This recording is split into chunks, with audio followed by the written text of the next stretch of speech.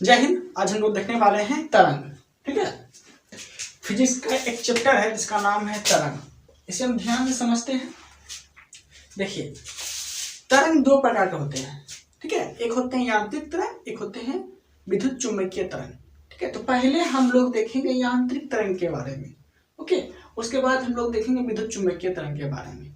ठीक है, स्टार्ट करते हैं। ध्यान से देखिएगा। यांत्रिक तरंग, इसे चलने के लिए माध्यम की जरूरत पड़ती है। इसे चलने के लिए माध्यम की जरूरत पड़ती है और इसे चलने के लिए माध्यम रुकावट बन जाता है। ठीक है, अगर यांत्रिक तरंग को अगर चलाना है तो इसे चलने के लिए माध्यम की जरूरत पड़ती है। जैसे ठोस, द्रव, गैस, ये सब क्या हो गया, सब माध्यम हो गया। लेकिन विद्युत चुम्बकीय तरंग में क्या होता है, माध्यम की जरूरत नहीं पड़ती है। जैसे में प्रकाश, तो प्रकाश चैप्टर ही एक अलग है, इसको हम बाद में देखेंगे। पहले यहाँ देखते हैं यांत्रिक तरंग के बारे में। यांत्रिक तरंग को दो भागों में बांटा गया, एक होता है अनुप्रस्थ तरंग, एक होता है अनुदैर्ध्य तरंग। ठीक है, अनुप्रस्थ तरंग दो कंडीशन को फॉलो करता है। एक करता है द्रव को, करता है ठोस को।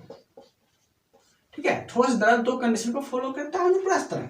ओके, लेकिन अनुदैर्ध्य तरंग तीन कंडीशन को फॉलो करता है, ठोस, द्रव, गैस। लेकिन एग्जाम में लगाना होता है तो हम लोग अनुदैर्ध्य तरंग लगा लेते हैं। ठीक है, अब यहां से समझिएगा। अनुदैर्ध्य तरंग, अनुदैर्ध्य तरंग की चाल जो होगी सबसे तेज किसमें होती है, तो यहां देखिए दर्शाया गया है। पहले ठोस में होगी, फिर द्रव में होगी, फिर गैस में होगी। तो ध्वनि तरंग की जो चाल होती है सबसे ज्यादा किसमें होगी, ठोस में होगी, फिर द्रव में होगी, फिर गैस में होगी। ओके, अब देखते हैं यहां ध्वनि, इसे क्या बोला गया है, ध्वनि तरंग। मतलब कहने का अर्थ ये है कि वायुमंडल में ध्वनि तरंग, ध्वनि जो है कितना मीटर पर सेकंड से चलती है। तो वायुमंडल में ध्वनि की चाल जो होती है ये होती है 330 मीटर पर सेकंड। ओके, ऐसे हम V0 से दर्शाते हैं। ध्वनि निर्वात में चल सकती है क्या, तो ध्वनि निर्वात में नहीं चलती है। ओके, इसलिए हम यहाँ काट दिए हैं। आगे ध्वनि को हम लोग V0 से दर्शाते हैं, ध्वनि की चाल को V0 से दर्शाते हैं। हवा में ध्वनि की चाल कितना है, वायुमंडल में जो होता है हवा में ध्वनि की चाल कितना है, तो 330 मीटर पर सेकंड होता है। ओके, एक वैज्ञानिक था जिसका नाम था लैप्लॉक्स। क्या था, लैप्लॉक्स। इसी ने सबसे पहले ध्वनि की चाल को नापा था। ओके, अब यहां से देखिएगा ध्यान से। वस्तु की चाल, कहने का अर्थ यह हुआ कि ध्वनि की चाल ज्यादा है। ध्वनि की अगर चाल ज्यादा होगी वस्तु की चाल से, ध्वनि की चाल अगर ज्यादा होगी वस्तु की चाल से, कहने का अर्थ है कि ध्वनि की चाल ज्यादा है और वस्तु की चाल कम है, तो इस कंडीशन को बोलते हैं हम लोग सबसोनिक। क्या बोलते हैं, सबसोनिक है। मतलब कि ध्वनि की चाल ज्यादा है और वस्तु की चाल कम है, तो इसे बोलेंगे सबसोनिक। अब यहां देखते हैं, वस्तु की चाल ज्यादा है और ध्वनि की चाल कम है, तो इसे बोलते हैं हम लोग सुपरसोनिक। एग्जाम्पल में क्या क्या है, तो एग्जाम्पल में मिसाइल हो गया, फाइटर जेट हो गया, ये सब क्या है, ये सब सुपरसोनिक ध्वनि उत्पन्न करती है। मतलब ध्वनि की चाल से वस्तु की चाल ज्यादा है, इसलिए हम लोग बोलते हैं सुपरसोनिक। ओके, अब यहां देखिएगा, वस्तु की चाल ध्वनि की चाल से 5 गुना ज्यादा है। ध्यान से समझिएगा, फिर से रिकॉल करते हैं। ओके, देखिएगा, ध्वनि की चाल अगर ज्यादा है और वस्तु की चाल अगर कम है तो इस कंडीशन को बोलेंगे हम लोग सबसोनिक। ओके, अब यहां ध्यान समझिएगा फिर से। अगर वस्तु की चाल ज्यादा है और ध्वनि की चाल कम है तो इस कंडीशन को हम लोग क्या बोलेंगे, सुपरसोनिक। ओके, वस्तु की चाल ज्यादा रहेगा और ध्वनि की चाल कम रहेगा तो सुपरसोनिक। और वस्तु की चाल ध्वनि की चाल से 5 गुना ज्यादा है तो इसे बोलते हैं हम लोग हाइपरसोनिक।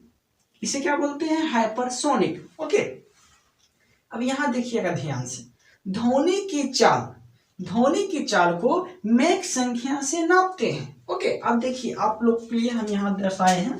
देखिए हवा में ध्वनि की चाल कितना होती है, ध्वनि की चाल 330 मीटर पर सेकंड, और वस्तु की चाल कितना है 660 किलोमीटर पर सेकंड। ठीक है, इसको जब हम लोग काटेंगे तो 2 बार में कट जाएगा। तो ये मेरा जो 2 निकला, ये मेरा क्या निकला, ये मेरा निकला मैक संख्या, मैक संख्या मेरा निकला। ठीक है, काटे ना 2 निकला तो 2 मेरा क्या लिखा, ये मेरा निकला मैक संख्या। ठीक है, समझ में आ गया ये कैसे निकाला जाता है मैक संख्या। अब आगे देखते हैं। अब आगे लिखा हुआ है ध्वनि की चाल को प्रभावित करने वाले यंत्र, मतलब कौन कौन सी वस्तु ध्वनि की चाल को प्रभावित करेगा और कौन नहीं करेगा, ये देखते हैं। देखिए ध्वनि पे जब आप दाब लगाएंगे तो ध्वनि पे कोई प्रभाव नहीं पड़ेगा। ध्वनि पे अगर दाब लगाते हैं हम लोग तो ध्वनि पे कोई प्रभाव नहीं पड़ेगा। ओके, अनुभार, अनुभार पे उल्टा प्रभाव पड़ता है। अनुभार पे कैसा प्रभाव पड़ता है, उल्टा प्रभाव पड़ता है। एग्जाम्पल में देखिए, एग्जाम्पल में यहां हम लिखे हाइड्रोजन का अनुभार होता है 2, हाइड्रोजन का अनुभार होता है 2 और ऑक्सीजन का अनुभार होता है 32। मतलब अनुभार किसका ज्यादा है, ऑक्सीजन का ज्यादा है। तो इसमें ध्वनि की चाल क्या होगी, कम होगी। ठीक है, अनुभार ज्यादा रहेगा तो ध्वनि की चाल क्या होगी, कम होगी, और अनुभार कम रहेगा तो ध्वनि की चाल क्या होगी, ज्यादा होगी। ओके, यहां तो कोई दिक्कत नहीं है, आगे बढ़ते हैं। ताप बढ़ाएंगे तो ध्वनि की चाल बढ़ जाएगी, ताप बढ़ाएंगे ध्वनि की चाल क्या होगी, बढ़ जाएगी। ओके, मतलब ध्वनि और ताप पे जो है सीधा प्रभाव पड़ता है। ओके, ताप बढ़ाने से ध्वनि की चाल बढ़ जाती है, यहां तो कोई दिक्कत नहीं है। अब यहां देखिएगा आर्द्रता, आर्द्रता बढ़ाने से भी ध्वनि की चाल बढ़ जाती है। ओके, आर्द्रता बढ़ाने से ध्वनि की चाल बढ़ जाती है। समझिएगा इस कंडीशन को। देखिएगा जब आप व्यक्ति को आवाज देंगे, कभी कभी बारिश नहीं होने पे कोई व्यक्ति को आवाज देते हैं आप, कोई व्यक्ति दूर में है तो कभी कभी होता है क्या, वो व्यक्ति नहीं सुन पाता है। लेकिन फिर बारिश हो जाने पे वायुमंडल में क्या हो जाता है, आर्द्रता बढ़ जाता है। तो आर्द्रता जब बढ़ जाता है तो हम क्या बोले थे, आर्द्रता बढ़ेगा तो ध्वनि की चाल ही बढ़ेगा। उसके बाद बारिश हो जाने के बाद किसी व्यक्ति को फिर आवाज दीजिए, जो व्यक्ति दूर में है वो सुन लेगा। क्यों, क्योंकि वायुमंडल में क्या हो गया, आर्द्रता आ गया। तो आर्द्रता बढ़ेगा तो ध्वनि की चाल भी बढ़ेगा। ओके, मतलब ध्वनि की चाल और आर्द्रता पे सीधा प्रभाव पड़ता है। ओके, अब देखते हैं प्रत्यास्था, प्रत्यास्था पे भी सीधा प्रभाव पड़ता है, प्रत्यास्था पे भी सीधा प्रभाव पड़ता है। प्रत्यास्था बढ़ाएंगे तो ध्वनि की चाल बढ़ेगा, प्रत्यास्था घटाएंगे तो ध्वनि की चाल घटेगा। एग्जाम्पल समझिए, किसी को लकड़ी का बाल्टी पहना दीजिए, किसी को लकड़ी का बाल्टी पहना दीजिए और बलक से ऐसे मारिए, ऐसे जैसे मारेंगे तो उतना उसको कान में जो है अनस नहीं पड़ेगा। ओके, और वही प्रत्यास्था जिसका ज्यादा हो, जैसे कि लोहा का बाल्टी, लोहा का बाल्टी का प्रत्यास्था ज्यादा होता है, और उसके बाद लोहा का बाल्टी किसी को पहना के उसके बाद इसको ऐसे ऐसे बजाइए, उसका कान झनक जाएगा। क्यों, क्योंकि प्रत्यास्था हम लोग बढ़ाए और प्रत्यास्था बढ़ाने से ध्वनि की चाल बढ़ने लगती है। ठीक है, तो समझ में आ गया। ताप, ताप पे, आर्द्रता पे, प्रत्यास्था पे ध्वनि का सीधा प्रभाव पड़ता है। क्या पड़ता है, सीधा प्रभाव पड़ता है। ओके, अब देखिएगा यहां पे तीव्रता पे, देखिएगा ध्वनि की तीव्रता हम लोग किससे नापते हैं, ध्वनि की तीव्रता हम लोग किससे नापते हैं, तो डेसिबल से नापते हैं हम लोग ध्वनि की तीव्रता।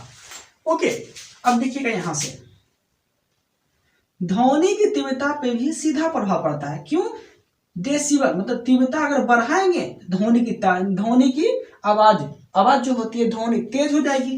तीव्रता अगर बढ़ाएंगे तो ध्वनि क्या होगी, तेज हो जाएगी, और तीव्रता अगर घटाएंगे तो ध्वनि कम हो जाएगी। ओके, और तीव्रता को हम लोग किससे नापते हैं, तो डेसिबल से नापते हैं। ओके, मतलब तीव्रता पे और ध्वनि पे सीधा प्रभाव पड़ता है। अब यहां देखते हैं तीक्ष्णता, देखिएगा तीक्ष्णता पे जो है उल्टा प्रभाव पड़ता है, जिसे बोलते हैं फ्रीक्वेंसी। देखिए तीक्ष्णता पे उल्टा प्रभाव पड़ता है। क्यों उल्टा प्रभाव पड़ता है, तो समझिए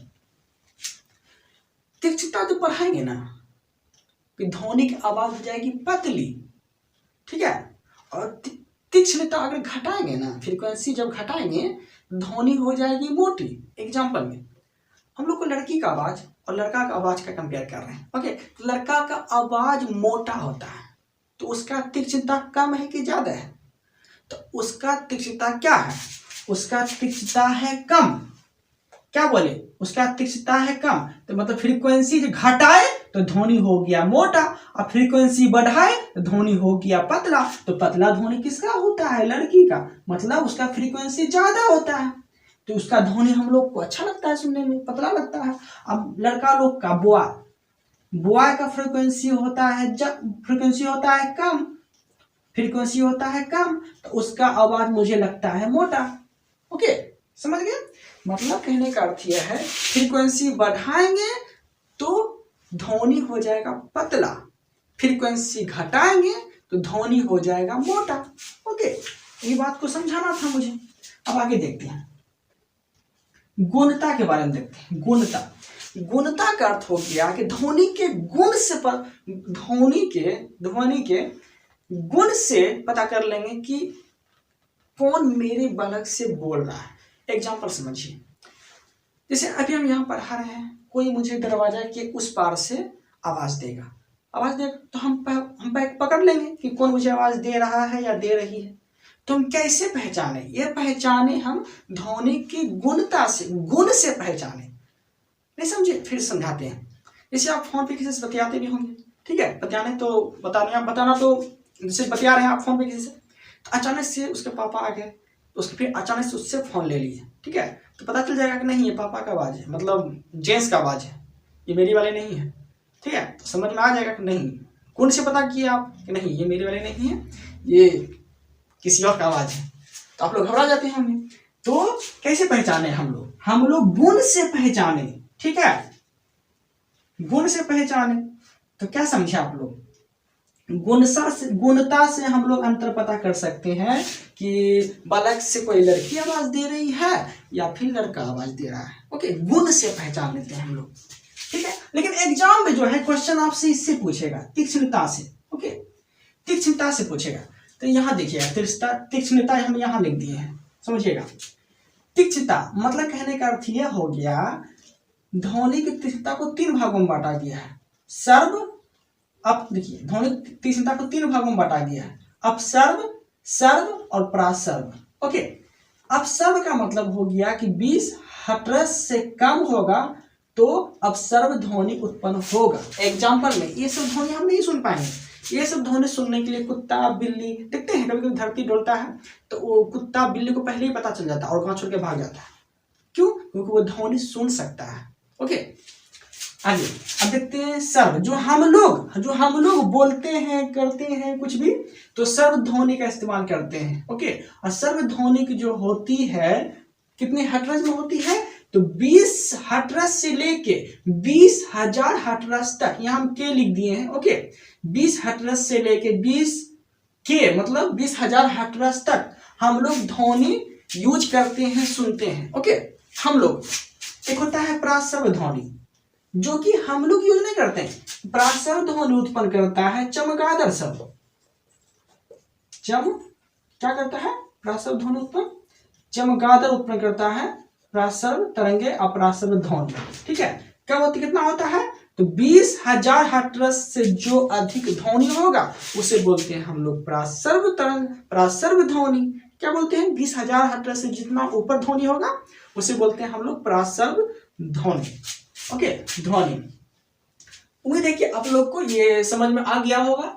हम लोग आगे वाला टॉपिक जो पढ़ने वाले हैं वो पढ़ने वाले हैं विद्युत चुंबकीय तरंग के बारे में, जिसमें कि प्रकाश आ जाएगा। ओके, अल्फा बीटा गामा जो भी है ये सब तरंग आ जाएगा विद्युत चुंबकीय तरंग में। आज के लिए इतना ही, धन्यवाद।